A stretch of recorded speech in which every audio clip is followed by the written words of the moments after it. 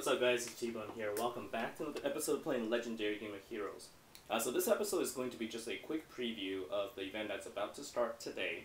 That's going to be the holiday season's event, Holiday Cheer.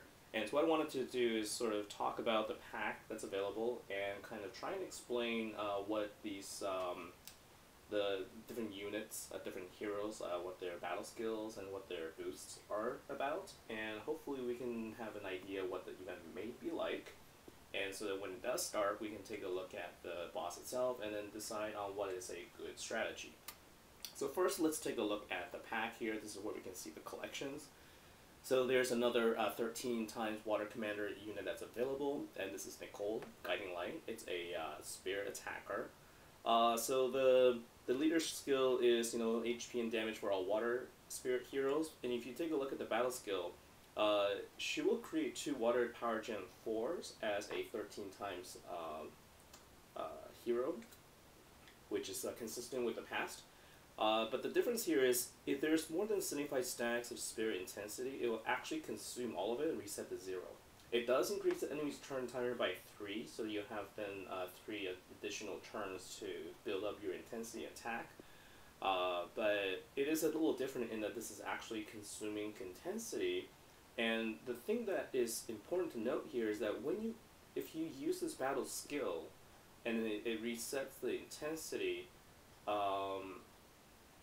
then other units that require intensity to be effective, I guess, cannot be used. So let's take a look at other units that are here and see if that impacts any of them. So we'll see, this is Tilla Frost Princess. This is going to be the free card that you'll be able to get in the event because they're now back to the regular pack system. And so here it does also provide 20% damage and health for all water spirit heroes.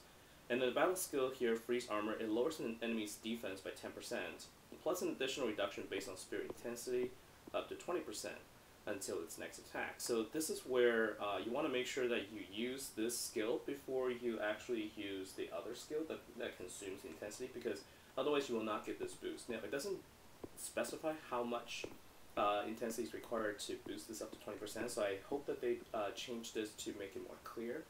But defense, I believe what it means is when a boss has high defense, you need to make sure that you provide enough damage, at least above that amount of defense, to actually get any attack. Otherwise, you'll get nullified to just 1 attack. So lowering the defense of an enemy means that you can have less damage overall and still have an impact and still actually damage the excuse me, and still damage the boss. And so that is the free card, and then Spirit Generosity is the feature card here that is in the pack right now. And so this is a 5-star stats. So it creates 4 water gems. I believe I can show you the 6-star one here, if I could. So let's just take a look at the 5-star one. So you could, oh no, you know what? I can go back to this here right here. It'll actually show you the 6-star. Will it not? Here it is. So it actually shows you the 6-star stats. So it generates 5 water gems, and it does increase the attack of spirit heroes by 1% for every 2 spirit intensity for 2 turns up to 50% maximum. So now keep in mind, this is increasing the attack by up to 50%, but only applies to water spirit heroes, and it applies the attack to spirit heroes, not just water heroes. So if you have other spirit heroes that's in a different affinity, it will also gain the benefit of this skill. So it could be very useful, right? Because you could have other spirit heroes. I already know some fire spirit heroes that can benefit from this. And again, this is the same thing where if you use your ultra rare cards skill beforehand that consumes the intensity, then you will not benefit from it. So that's really all it means, is that you want to make sure that you time your battle skills correctly. And then here is the Ice Queen, which is the ultra rare, and she behaves the same as Nicole in that she will create water gems, power gems, and consumes intensity as well. So this is the level 5-star skill, so I'm not sure if it's going to be 2 water gem 4s as well, and then lower than the stack of intensity. But it's the same idea here, right? So if you so you can still have multiple ultra rare cards because it doesn't actually require any intensity for you to use the power gems, and so the removal intensity does not actually matter as long as you use them last, all right? So given that, what should we focus on? So you have on the one hand, you have a card that will increase the attack of your spirit heroes, and then you have a card that will actually be a free one, which you can use to lower the defense of your enemies. So in general, if you face bosses that are really high health or high defense, then this card is going to be very helpful for you to chip away at the damage if you don't deal enough at any given turn. So it could be helpful in different situations. All right. And so for me personally, I think that I will stay with my current deck at least for the Water Commander, which is the deck that uses Quack and Priestess Queen. The reason why I think I will want to definitely try and get Spirit of Giving is because of her counter skill, which dispels fear. So right now I only have one other card that dispels fear, and that is a Warden. That so you can see here that a Jubble the Dark, which is a Dark Affinity Warden that actually dispels fear. Fear is a spell that once it's cast, after one turn, up to 2 of your heroes will lose all of their battle skills.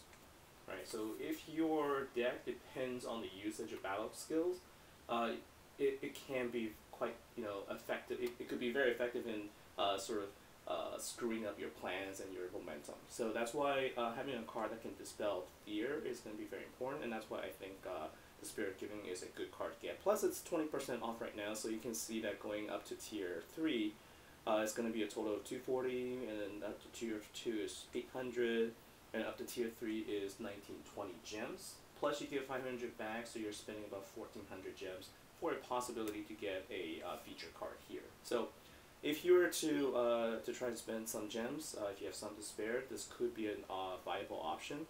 Keep in mind that you can also get the free card here, right? So if you go into the store, you can see the requirement for you to get a free Tilda Frost Princess is simply to collect these presents, which you get by defeating bosses. All right, and there is also something special this time around where the more you give to your guildmates, the more of these presents you'll get, and the more presents you collect, the more things you can get when the holiday shop actually opens up. So that is it for this episode. I wanted to talk a little bit about each of these cards, what they mean, what it could potentially be like. And I guess before I sign out though, I forgot something else is how do you actually get the 13 card? Well, you need to have a 5-star card of any of these cards. It doesn't matter if you've dusted before, as long as you've hacked them in the past at 5 stars. So Gretchen is one, and then the Abominable Snowman. This was a boss card from last year. And then also Generous Pixie, which again was another card that was available in the previous year. So these are some of the really old cards. So I'll be surprised if many people still have them. And I guess that's where you need to depend on the 5-star event hero to get one, and also the pack here that gives you the possibility of any of these cards. So anyways, so that is now the end of this video. I wanted to keep it short. I will do another follow-up when the event starts, and then we will do we'll do a further analysis and more strategy guide for them. So until then, take care, and I'll see you when the event starts. Take care.